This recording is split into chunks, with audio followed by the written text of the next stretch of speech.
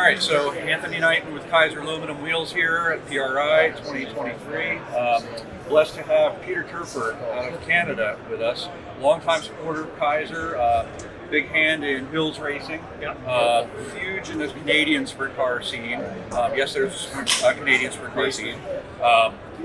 You are getting into all kinds of stuff up there. You've been a long time rider, swords and stuff up there, historian, running races now. So what's going on for, say, 2023 for Peter front end into 24? What's the future? Well, from in 23 we took over the two series in Canada, in Ontario.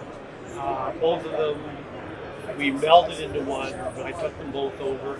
So we actually had a very aggressive schedule last year, probably too aggressive a schedule. I don't know if you saw, but Ontario was the number 3rd state in North America for the number of sprint car races held. California was number 1, Iowa was number 2, and we were tied for 3rd. So it's a very active scene up there, and it's a scene that's very much evolved over the years. I was saying to one of your guys here, if somebody had a new wheel up home in Canada, that was a big budget team back in the day. And I was saying that the top 3 teams are all kinds of wheel teams with the Southern Ontario Sprint Series. It's the Westbrook with the Hills team and 2 Nitro 54 cars with Ryan Turner and Liam Martin. There's some hard charters up there. I've been paying attention a little bit. As you know, I moved from Indianapolis to upstate New York just a couple years ago. So, I'm involved with ESS up there and taking care of a car. So I'm right across the pond from you. Yes. So definitely starting to see a little bit more as I follow the regional. And the 360 racing up there between SOS and ESS. Hopefully you guys can have some maybe corresponding races in the next couple of years where we can get across the border a little bit easier. That's always been the hurdle now, worse than ever, is just getting in and out of the customs, especially for race teams. There's a lot to it.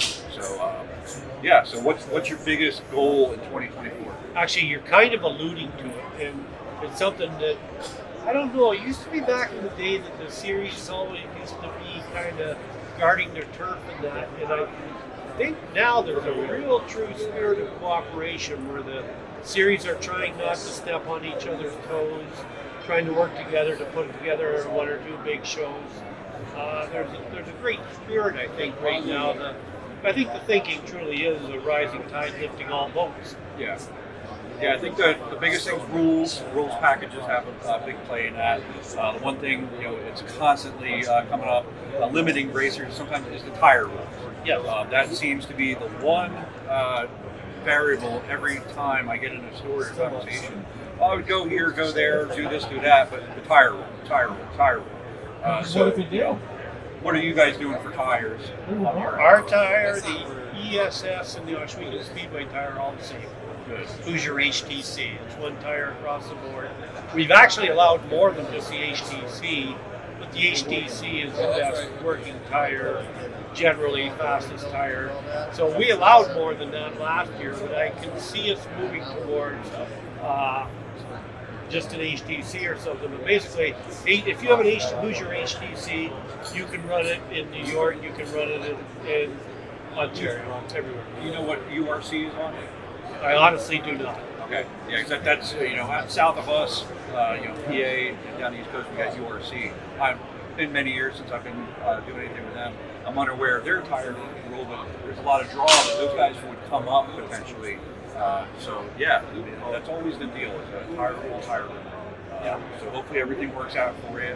Definitely keeping tabs on you and your famous son, Daryl. So appreciate you coming out to the Keizer Wheels Booth, and any messages to your fan base there?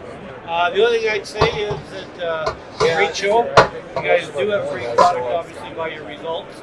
And the only question I have, and I'm going to be getting into it with Wade, is I want to know what the latest rim technology is.